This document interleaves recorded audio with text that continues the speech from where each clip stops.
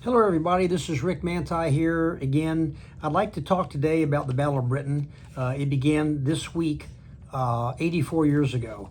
I had the occasion when I came back from Desert Storm to stop at a RAF base, Mildenhall, and a little bit north of London. And when I did, we had about 24-hour overnight stay there, and we wound up going to the bar there that night.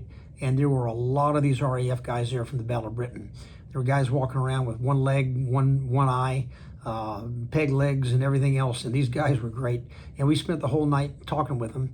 And they wanted to hear stories from us because we had just come back from Desert Storm. And we wanted to hear stories about them flying their Hurricanes and their Spitfires. And so we tell a story, then they tell a story. This went on all night long. And finally, I bought for the bar. It cost me about $4,000 to buy for the bar for everybody that was there, but we had a ball. And it was worth every penny of it. Sadly, those guys are mostly gone now. I had another occasion to fly them in 2001. They were celebrating their 40th anniversary of flying out of, a lot of those guys were trained at Camden Field. And I had the occasion to fly those fellows in the Stearman they trained in, and they were magnificent, and just about all those guys are gone now. But anyway, this occurred between July and September 1940 when Hitler was coming off all his success in Europe, and he decided that the last bastion was England, but he didn't plan on a fight. What he thought was going to happen is the British were watching what was going on, and they just sued for peace, and he had the terms to his advantage, obviously, and he wouldn't have to fight. He could use his resources against Russia. That's what he planned on doing. Well, it didn't turn out that way. What wound up happening is he had no idea that the British had one of the best radar systems in the world at that time, and also they had some very good airplanes and some pilots. And I flew with the RAF guys when I was active duty, and they were all very, very good pilots. And so he had no idea that these guys, the people he'd flown against before that, after his blitzkrieg in Poland, didn't have the equipment and they didn't have the training that the British pilots had. And so they held their own very well. The other thing was they were taking off out of France, and some of them were coming out of up the coast, up by Norway. And by the time they got to England, they were all min-fuel. They had to turn around. They had no time to fight. They had to do whatever they were going to do, drop bombs or whatever, and then turn around and come back. They didn't have time for any kind of fighting. Now, these guys were taken straight up from their air bases, and they could fight all day right over their bases, and they could turn right around, come back down to land, and recover quickly.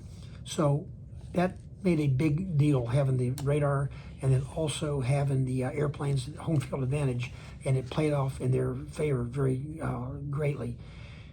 But it didn't turn out all that great. What happened was about August, about midway through this Battle of Britain, the numbers were terrible for the British. They had lost about 260 airplanes, but the Germans had lost over 600, but the Germans had a lot more airplanes to lose, and they had a lot more pilots to lose. So it was much more critical to the British when they lost that.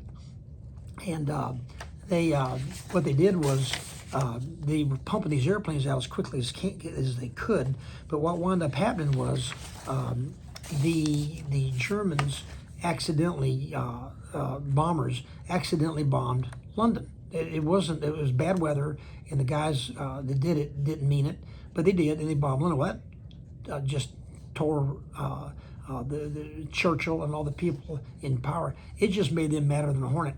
And so what they did is they bombed Berlin. Well, whenever they bombed Berlin, that made Hitler even madder. So he decided to get back and bomb London.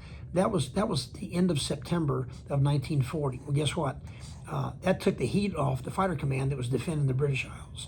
And now they're bombing London. Well, that cost innocent civilian lives and a lot of damage, but it allowed the fighter command to build up their resources. They were pumping out airplanes like crazy at that point to try to build themselves a reputable air force, and it gave them time, and it's the time that they needed. Unfortunately, the population had to take the hit off of them, but that's basically what happened in the Battle of Britain. Had it not been for that, God knows how that war would have turned out. I mean, that was a staging area, kind of like an aircraft carrier for us in fighting the whole war. We put men, equipment, fighter units, bomber units, bombs, equipment, everything in England. If it had been taken over by the Nazis, it would have been probably a very different outcome to that war. Been very hard to win it had it not been for that. So anyway, I've had the occasion in my career to hang out with a lot of these RAF guys from the Battle of Britain, and they were absolutely wonderful. So have a toast tonight to all these guys. A lot of them are dead. There's still a few around, but what they did, it certainly impacted us. So until next time, you guys take care of yourself. Thank you.